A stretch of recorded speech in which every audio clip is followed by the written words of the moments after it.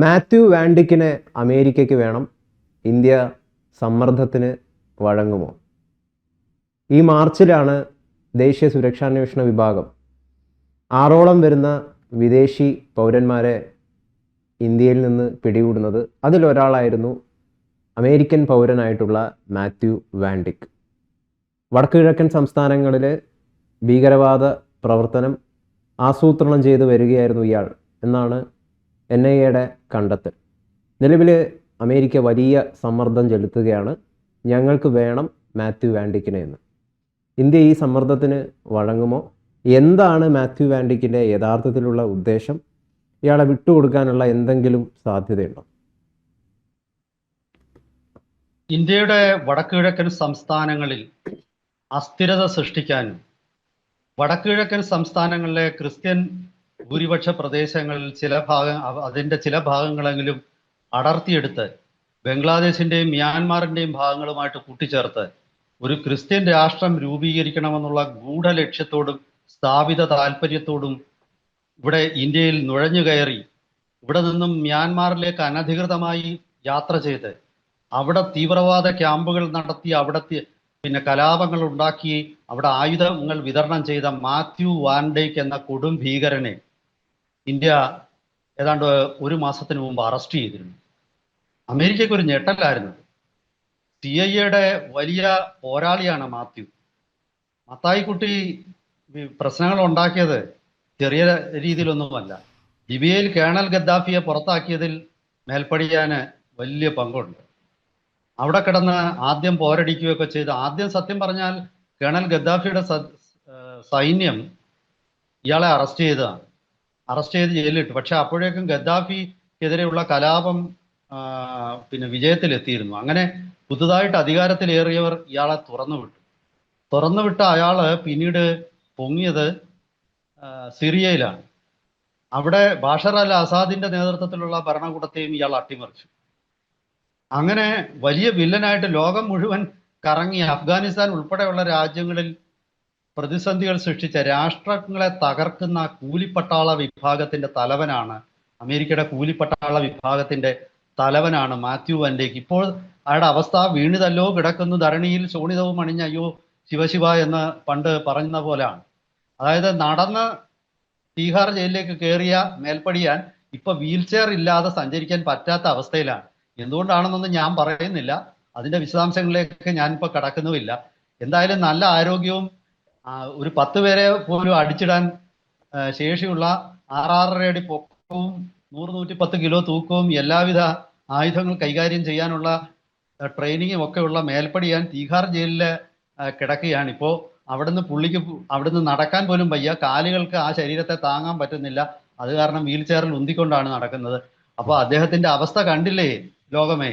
ഞങ്ങളുടെ ഒരു പ്രിയപ്പെട്ട ഇദ്ദേഹത്തിനെ പറ്റി അമേരിക്ക പറയുന്നത് ഇയാൾ പത്രപ്രവർത്തകന്, ഡോക്യുമെന്ററി മേക്കറ്, മനുഷ്യാവകാശ പ്രവർത്തകന്, ക്രിസ്ത്യൻ മൂല്യങ്ങൾ, അതുകൂടെ ശ്രദ്ധിക്കണം, ക്രിസ്ത്യൻ മൂല്യങ്ങൾ ലോകത്തെമ്പാടും പ്രചരിപ്പിക്കുന്ന മനുഷ്യ സ്നേഹി. ഈ മഹാന് ഇപ്പൊ തീഹാർ ജയിലിൽ നടന്നു പോകാൻ പറ്റാത്ത സ്ഥിതിയിലാണ്. അയാള് വടിയൊന്നും പറ്റത്തില്ല, വീൽ ചെയറിൽ ഇരുന്ന് പോകാൻ മാത്രമേ പുള്ളിക്ക് യാത്ര ചെയ്യാൻ പറ്റത്തുള്ളൂ. പുള്ളിയുടെ ആരോഗ്യം നഷ്ടപ്പെട്ടത് അദ്ദേഹത്തിന്റെ കുടുംബാംഗങ്ങൾ ഉത്കണ്ഠാകുലരാണ്. അങ്ങനെ കുണ്ഠിതപ്പെട്ടിരിക്കുന്ന അവരെ കുറിച്ച് ഇന്നലെ ഗാർഡിയൻ, ബ്രിട്ടനിലെ വലിയ പത്രമായ, പാരമ്പര്യമുള്ള പത്രമായ ഗാർഡിയനിൽ ഒരു ലേഖനമാണ്. ആ കണ്ണുനീരോടുകൂടി മേൽപ്പടിയാന്റെ അമ്മയും ഭാര്യയും മക്കളുമൊക്കെ അമേരിക്കൻ പ്രസിഡന്റിനോട് ആവശ്യപ്പെടുകയാണ്, അമേരിക്കയുടെ സ്വപ്ന പോരാളിയെ എങ്ങനെയെങ്കിലും മോചിപ്പിച്ചു കൊണ്ടുവരിക, അയാളുടെ മനുഷ്യാവകാശങ്ങൾ സംരക്ഷിക്കുക. കേണൽ ഗദ്ദാഫിയുടെ മനുഷ്യാവകാശം സംരക്ഷിക്കാൻ ഈ അമേരിക്കയിലെ അമ്മമാർക്കും പെങ്ങന്മാർക്കും ഒന്നും ഒരു തുള്ളി കണ്ണുനീര് പോലും ഇല്ലായിരുന്നു. ബാഷർ അൽ ആസാദിനും കുടുംബം ഉണ്ടായിരുന്നു. അവരുടെയും കണ്ണുനീരും അവരുടെയും ദീർഘനിശ്വാസങ്ങളും അവരുടെയും സ്വപ്നങ്ങളും ഒക്കെ പൊലിഞ്ഞു വീണത് അവരുടെ സ്വന്തം നാട്ടിലാണ്. അവരാരും കേണൽ ഗദ്ദാഫിയും ബാഷർ അൽ ആസാദും ഒന്നും മറ്റു രാജ്യങ്ങളിൽ പോയി പ്രശ്നം ഉണ്ടാക്കാൻ ശ്രമിച്ചില്ലല്ലോ. അവരുടെ രാജ്യത്ത് അവരുടെ നിയമത്തിനനുസരിച്ച് ജീവിച്ചവരെ നിയമം പഠിപ്പിച്ച് അവരെ സംസ്കാര ചിത്തരാക്കാൻ പോയി അവിടെയൊക്കെ വിജയിച്ചു വന്ന മാത്യു വാൻഡേക്ക് ഇന്ത്യയുടെ വടക്ക് കിഴക്കൻ സംസ്ഥാനങ്ങളിൽ വന്നു. സത്യം പറഞ്ഞാൽ ഇയാൾ ഇന്ത്യയിൽ കയറിയപ്പോൾ തൊട്ടേ ഇന്ത്യക്ക് മനസ്സിലായിരുന്നു ഇന്ത്യ വളരെ കൃത്യമായിട്ട് ഇയാളെ ഫോളോ ചെയ്യുക. വേണമെങ്കിൽ അന്നേ അറസ്റ്റ് ചെയ്യാമായിരുന്നില്ല. എന്താ അറസ്റ്റ് ചെയ്യാത്തത് എന്നൊക്കെ ഇയാളുടെ ഇവിടുത്തെ ചില പിന്നെ എന്താണ് പിന്തുണയ്ക്കുന്ന ചില വിഭാഗക്കാരൊക്കെ ഉണ്ട്. അവരൊക്കെ ചോദിക്കുമായിരിക്കും. അതിന് കൃത്യമായ മറുപടിയുണ്ട്. ഇയാളെ അറസ്റ്റ് ചെയ്യാതിരുന്നത്, അന്നേ ഇയാളെ അറസ്റ്റ് ചെയ്ത് ഇയാൾ ആരൊക്കെ ആയിട്ടാണ് ബന്ധപ്പെടുന്നത് നമുക്ക് അറിയാൻ പറ്റില്ല. ഇയാൾ ഈ വടക്ക് കിഴക്കൊക്കെ പോയിട്ട് ഇയാളുടെ നെറ്റ്വർക്ക് പൂർണ്ണമായിട്ടും മനസ്സിലാക്കാൻ വേണ്ടിയാണ് ഇന്ത്യ ഇയാളെ അങ്ങ് തുറന്നു വിട്ടു. ഇയാൾ വിചാരിച്ചു ഇന്ത്യയുടെ കണ്ണ് ഇയാൾ കെട്ടിയത്. ഇയാൾ വിചാരിച്ചു ഇന്ത്യയെ ഇയാൾ കബളിപ്പിച്ചെന്ന്. ഈ പെരുമയും പേരും കേട്ട CIA അവിടെ തെറ്റുപറ്റി. ഇയാൾ ഇന്ത്യയിൽ ഇറങ്ങിയ സമയം തൊട്ട് ഇന്ത്യയുടെ നാഷണൽ ഇൻവെസ്റ്റിഗേഷൻ ഏജൻസിയുടെ കണ്ണുകൾ ആ കൺവെട്ടത്തു നിന്നും ഇയാൾക്ക് ഒരിക്കലും മാറാൻ പറ്റിയിരുന്നില്ല. അങ്ങനെ അയാൾ പിന്നെ ഇന്നർ ലൈൻ പെർമിറ്റ് എടുക്കാതെ മണിപ്പൂരിലെത്തി, ഇന്നർ ലൈൻ പെർമിറ്റ് എടുക്കാതെ മിസോറാമിലെത്തി. അവിടെയൊക്കെ കറങ്ങി കിടന്നു. അവിടെയൊക്കെ ആരെയൊക്കെയാണ് ഇയാൾ കണ്ടതെന്ന് അപ്പം NIA നോട്ട് ചെയ്ത് വെച്ചു. അതിനുശേഷം ഇയാള് ചോദിച്ചോളൂ. ഇതിപ്പം 2011 ലിബിയയില് ആന്റി ഗദ്ദാഫി റബൽസിനൊപ്പം ഇദ്ദേഹം പോരാടുന്ന കുറേയധികം ചിത്രങ്ങളൊക്കെ പുറത്തു വന്നിട്ടുണ്ട്. അത് അങ്ങനെയാണ് ഇദ്ദേഹം ശരിക്കും പറഞ്ഞു കഴിഞ്ഞാൽ ശ്രദ്ധേയനാകുന്നത്. അപ്പം ഇവിടെ നമ്മുടെ നാട്ടിൽ തന്നെ കുറേയധികം ഇൻസർജൻറ്റ് ഗ്രൂപ്പ്സിന് ട്രെയിനിങ് നൽകാനാണ് ഇയാൾ ഇന്ത്യയിൽ എത്തിയത് എന്നാണ് NIA ഒക്കെ ഇപ്പം പല രീതിയിലുള്ള റിപ്പോർട്ടുകൾ പ്രകാരം പറയുന്നത്. ഇതിനെക്കുറിച്ച് പറയുമ്പോഴാണ് ഈ FCRA പ്രസക്തി പോലും വരുന്നതെന്നാണ് എനിക്ക് തോന്നുന്നത്. അതായത് foreign contribution regulation act, Indira Gandhi ആണ് ആക്ട് കൊണ്ടുവന്നത്. പിന്നീട് അത് ശക്തിപ്പെടുത്തിയത് UPA സർക്കാരാണ്. NDA സർക്കാർ വന്നതിന് ശേഷം അത് നിരവധി ഭേദഗതികളിലൂടെ അതിലെ പഴുതുകളൊക്കെ അടച്ചു. ഈ ഫോറിൻ കോൺട്രിബ്യൂഷനിൽ സർവൈവ് ചെയ്യുന്ന NGOകളാണ് ഇവരുടെയൊക്കെ വിധ്വംസക പ്രവർത്തനങ്ങളുടെ മുഖ്യധാരാ കേന്ദ്രങ്ങൾ. അവിടെ നിന്നുകൊണ്ടാണ് ഇവർ ഈ നാടിനെ ഉദ്ധരിക്കാൻ എന്ന വ്യാജേന ഈ നാട്ടിൽ അസ്ഥിരതയുടെ വിത്തിടുകയും അതിന് ഈ ഫോറിൻ കോൺട്രിബ്യൂഷൻ എന്ന വളം അവിടെ കൊടുക്കുകയും അങ്ങനെ ഈ നാടിനെയും ലോകത്തെ മുഴുവൻ വിഭജിച്ചും ലോകത്ത് മുഴുവൻ കലാപം സൃഷ്ടിച്ചും അമേരിക്കയുടെ താല്പര്യം സംരക്ഷിക്കുക എന്നുള്ള ആത്യന്തിക ലക്ഷ്യത്തിൽ അമേരിക്കയുടെ ഏറ്റവും വലിയ പോരാളിയാണ് ഇയാളാണ് അമേരിക്കയുടെ ബുദ്ധികേന്ദ്രം. ഇയാളാണ് അമേരിക്കയുടെ ആക്ഷൻ ഹീറോ. ഇപ്പൊ ടെർമിനേറ്റർ സിനിമയിലൂടെയൊക്കെ നമ്മൾ ചിലപ്പോൾ കാണും, അല്ലെങ്കിൽ മിഷൻ ഇമ്പോസിബിളിൽ ഒക്കെ നമ്മൾ കാണും. ഹോളിവുഡ് സിനിമകളിൽ അമേരിക്കൻ വീരന്മാര് പല സ്ഥലത്തും ഇറങ്ങി അവർ പിന്നെ അമേരിക്കയുടെ താല്പര്യം സംരക്ഷിക്കുന്നു, സാധുക്കളെ രക്ഷിക്കുന്നു. പരിത്രാണായ സാധൂനാം വിനാശായ ചതുഷ്കൃതാം ധർമ്മ സംസ്ഥാപനാർത്ഥായ സംഭവാമി യുഗേ യുഗേ എന്ന് ഭഗവാൻ ശ്രീകൃഷ്ണൻ പറഞ്ഞ അതേ രീതിയിലാണ് ഈ അമേരിക്കയുടെ ഈ പറയുന്ന എന്താണ് വ്യാജ പോരാളികൾ. അങ്ങനത്തെ വലിയ ഇമേജാണ്. ഹോളിവുഡിൽ അർണോൾഡ് ഷ്വാർസെനെഗറും ഒക്കെ ഇത്തരം ഒരുപാട് സീനുകളിൽ അഭിനയിച്ചിട്ടുണ്ട്. ഇത്തരം ഒരുപാട് വേഷങ്ങൾ അവരെ എടുത്തണിഞ്ഞിട്ടുണ്ട്. സിൽവസ്റ്റർ സ്റ്റാലന്, അങ്ങനെയൊക്കെയുള്ള ഒരുപാട് വലിയ വലിയ ആക്ടർമാരെ അവർ ആക്ഷൻ ഹീറോകളായിട്ട് കൊണ്ടുവന്ന അമേരിക്കയുടെ ഇത്തരം മിഷനുകളെ വലിയ ലോകത്തിന്റെ മുന്നിൽ വലിയ ഒരു ഹീറോകളാക്കി അമേരിക്ക ലോകത്തോട് ചെയ്യുന്ന ഏതാണ്ട് വലിയ ഒരു ലോകത്തിനെ നേർവഴിക്ക് കൊണ്ടുവരാനായിട്ട് അമേരിക്ക നടത്തുന്ന ചില സത്പ്രവർത്തികളുടെ ഉദാഹരണമായിട്ട് ഇത്തരം സിനിമകളിലൊക്കെ വലിയ പ്രൊപ്പഗൻഡ യുദ്ധം നടന്നു. പക്ഷെ ഞാൻ പറഞ്ഞ പോലെ ഇത്രയും വലിയൊരു ഹീറോ കിടക്കുന്നു തീഹാർ ജയിലില്. നമ്മുടെ UP-യിലെ പിടിച്ചുപറിക്കാരനായ പല യാദവന്മാരുടെ എന്തെങ്കിലും ഒരു രജത് യാദവോ മറ്റേ യാദവോ എന്നൊക്കെ പറയുന്ന കുറെ പേരുണ്ട്. അല്ലെങ്കിൽ വല്ല ബീഹാറിൽ നിന്നുള്ള വല്ല ഠാക്കൂർ ചമ്പൽ കൊള്ളക്കാരനായിട്ടുള്ള ഏതെങ്കിലും ഠാക്കൂറിന്റെ ഒക്കെ കൂടെ അവന്മാരുടെ അടിയും കൊണ്ട് പുഴുത്ത ചപ്പാത്തിയും തിന്ന് തീഹാർ ജയിലിൽ കിടക്കുക. ഇങ്ങനെ കിടക്കുന്ന ഇയാൾ ഇപ്പൊ വീൽ ചെയറിലേ നടക്കുന്നുള്ളൂ. ഇയാൾക്ക് എഴുന്നേറ്റിരിക്കാൻ, ഇയാളുടെ മനുഷ്യാവകാശം സംരക്ഷിക്കപ്പെടണം. അതിന് അമേരിക്ക ഇടപെടണം. ഇതൊരു തുടക്കമാണ്. അമേരിക്കയുടെ സ്ഥിരം ഒരു പരിപാടിയാണിത്. ആദ്യം ഭാര്യയെയും മക്കളെയും അമ്മയെയും ഒക്കെ കൊണ്ട് പെറ്റീഷൻ കൊടുപ്പിക്കും. പിന്നെ ഇയാളെ മാധ്യമങ്ങൾ ഇപ്പം ഗാർഡിയൻ ഒരു തുടക്കമാണ്. ആ ഗാർഡിയനിൽ മനഃപൂർവ്വമാണ് ഇട്ടത്. കാരണം അമേരിക്കൻ പത്രത്തിൽ ന്യൂയോർക്ക് ടൈംസിലോ വാഷിംഗ്ടൺ പോസ്റ്റിലോ ഇട്ട് കഴിഞ്ഞാൽ അമേരിക്കയുടെ സ്ഥാപിത താല്പര്യമാണെന്ന് പറയും. അതില്ലാതാവാൻ വേണ്ടി ആദ്യം ഗാർഡിയനിൽ കൊണ്ട് ലേഖനം എഴുതിക്കും. ഇനി വരാൻ പോകുന്ന ദിവസങ്ങളിൽ ന്യൂയോർക്ക് ടൈംസും വാഷിംഗ്ടൺ പോസ്റ്റും ഒക്കെ ഇയാളെ പ്രകീർത്തിച്ചുകൊണ്ട് ഇയാളുടെ മാനവ സ്നേഹത്തെക്കുറിച്ച്, ഇയാളുടെ ക്രിസ്ത്യൻ മൂല്യങ്ങളിൽ ഇയാളുടെ ഊന്നി നിൽക്കുന്ന ഇയാളുടെ ആ ഒരു അദ്ദേഹത്തിന്റെ മനുഷ്യ സ്നേഹത്തെക്കുറിച്ച്, ഇദ്ദേഹത്തിന്റെ ആത്മീയ പ്രചോദനത്തെക്കുറിച്ച് അങ്ങനെയൊക്കെയുള്ള വാർത്തകളൊക്കെ ഇനിയും വരുന്ന ദിവസങ്ങളിൽ പുട്ടിന് പീര പോലെ ഇങ്ങനെ ചേർത്തുകൊണ്ടിരിക്കും. എന്തായാലും ശരി, ഇയാളുടെ കാര്യം ഇനി കഷ്ടമാണ്. മാത്രമല്ല വളരെ കൃത്യമായിട്ട് ഇയാൾ ഉണ്ടാക്കിയ നെറ്റ്വർക്കുകൾ ഇന്ത്യ തകർത്തിരുന്നു.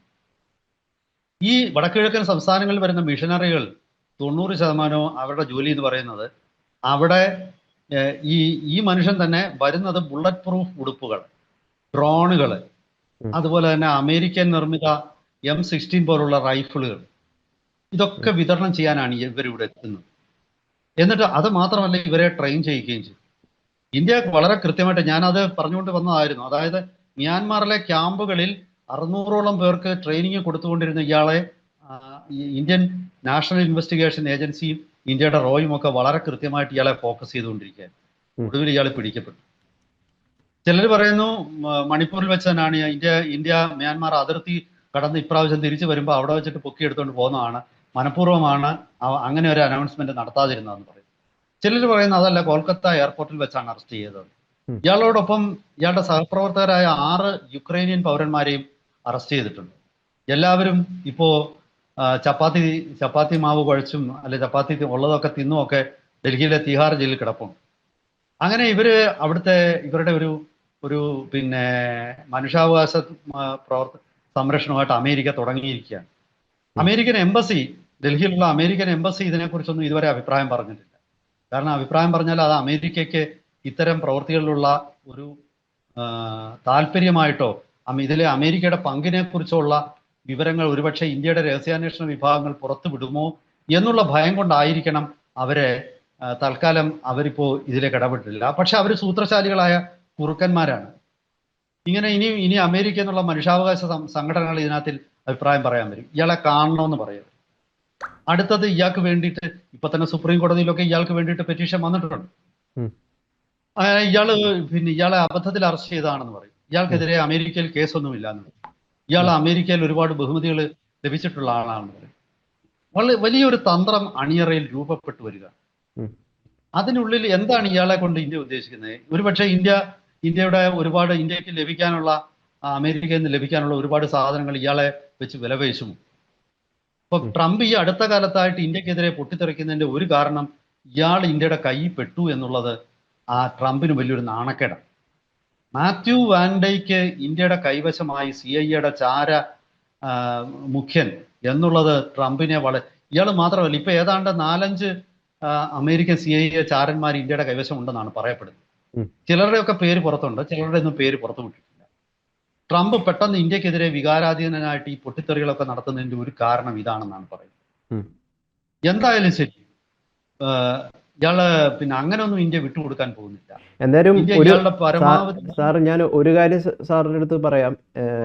മാത്യു വാൻഡൈക്കിനെ തിരിച്ചു കൊടുക്കണമെന്ന് ആഗ്രഹിക്കുന്ന കുറേയധികം ഇന്ത്യക്കാരുണ്ട് കേട്ടോ, ഇന്ത്യയിൽ ജീവിക്കുന്ന. ഉണ്ടാവും, തീർച്ചയായിട്ടും ഉണ്ടാവും. മാത്യു വാൻഡൈക്കിനെ തിരിച്ചു കൊടുക്കണം. മാത്യു വാൻഡൈക്ക് പരിശുദ്ധനാണ്, അദ്ദേഹത്തിനെ പരിശുദ്ധനായിട്ട് പ്രഖ്യാപിക്കണം എന്നൊക്കെയുള്ള ആവശ്യവും ആഗ്രഹവുമുള്ള ഒരു വലിയ വിഭാഗം ആൾക്കാർ, വലിയ വിഭാഗം എന്നല്ല, കുറച്ച് സ്വാധീനശേഷിയുള്ള വളരെ ഒരു മിനിസ്ക്യൂൾ വിഭാഗം ഇവിടെ ഉണ്ടാവും. പക്ഷേ അതൊക്കെ വരട്ടെ. എന്തായാലും ഏതായാലും വീൽ ചെയറിലായി ആശാന്. ഇനിയിപ്പം എന്തൊക്കെയാണ് അയാൾക്ക് സംഭവിക്കാൻ പോകുന്നതെന്ന് വരും ദിവസങ്ങളിൽ നമുക്ക് കാണാം. കൂടുതൽ അപ്ഡേറ്റ്സുമായിട്ട് നമുക്ക് വരും ദിവസങ്ങളിൽ പ്രേക്ഷകരെ നമുക്ക് സമീപിക്കാം. അതുവരെ എല്ലാവർക്കും സമയപരിമിതി പോലെ ഞാൻ നിർത്തുകയാണ്. ഒരിക്കൽ കൂടി എല്ലാവർക്കും നമസ്കാരം. Thank you.